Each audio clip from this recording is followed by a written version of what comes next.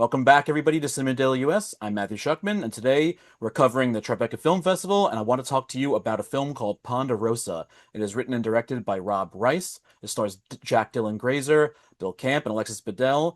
And let me tell you, there is a lot to talk about, and I got to get into it, but I'm going to try my best not to go too far into too many details, because I think this, like all films, you should go into them without knowing too much. And this is definitely one where I think you should go not knowing anything if you can. And I will say before we get to the letter grade that my thoughts are very positive. So let's start with the negatives.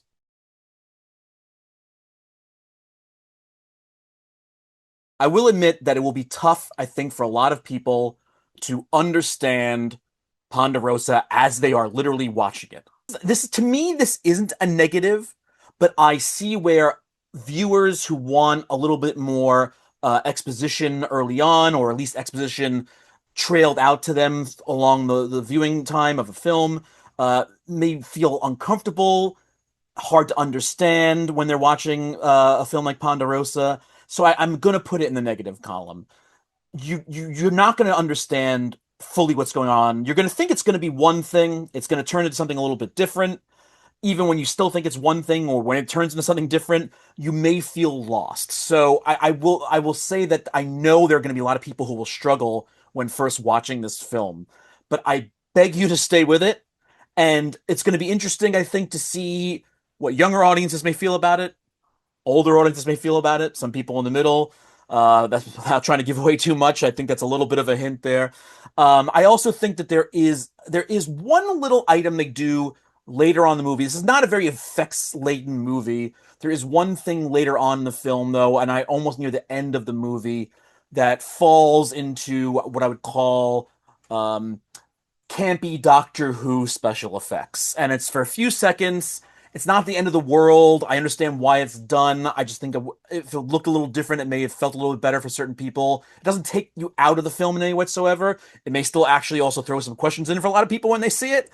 Because this is not like a super sci-fi film. It is kind of a hyper reality film. I'm not saying that it is a Yorgos Lanthimos type movie, but think about how Yorgos's films have this version of reality where everybody talks in a strange, dry, almost sarcastic tone. It's not the same tone, but there is this feeling that it lives in the same world, also the kind of this Lynchian world in a lot of ways. So there is that kind of hyper reality to it, but this is not like a sci-fi film in a certain sense. But you think that I'm fumbling for words. I'm not. I am just trying to express how strange this ride may be for a lot of people and how it was for me technically, but I'm going to get to the positives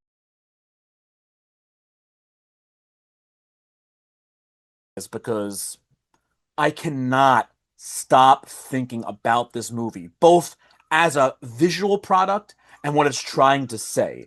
When it finally locks in as to what is being done narratively and thematically through this movie, the film ends, there is this kind of new part of my brain that is somehow unlocked.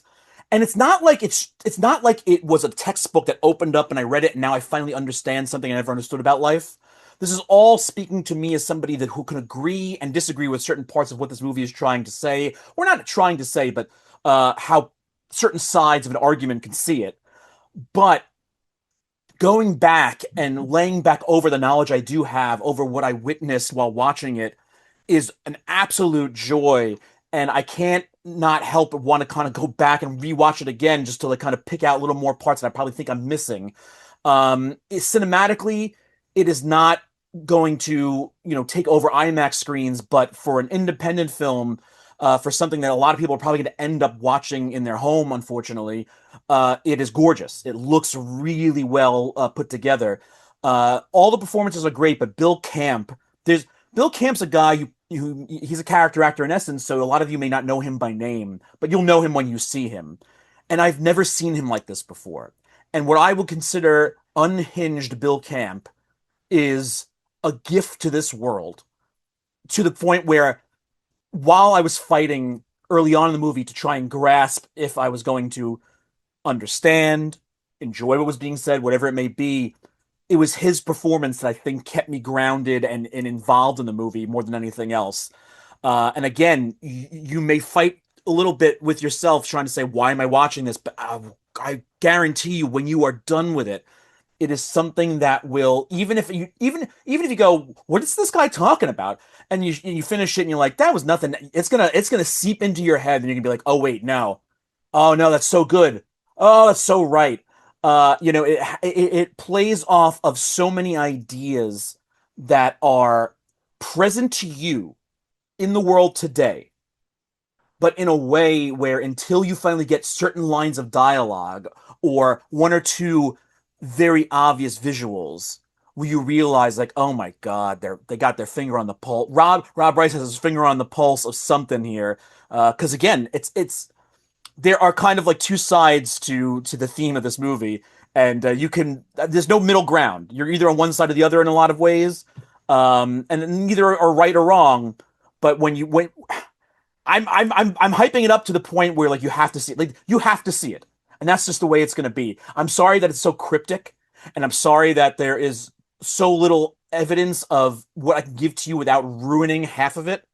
Because if I told you now, you still would grasp it and you still may like it, but you have to go into this not knowing. I promise you, you will not regret it. Every year when I'm at the Tribeca Film Festival, there's always one film, except for last year, oddly enough. There's always one film I'm like, I had no idea, didn't know what to expect, and it's like one of my favorite films of the year. This year, it's Ponderosa. Final grade, A minus. Go see it.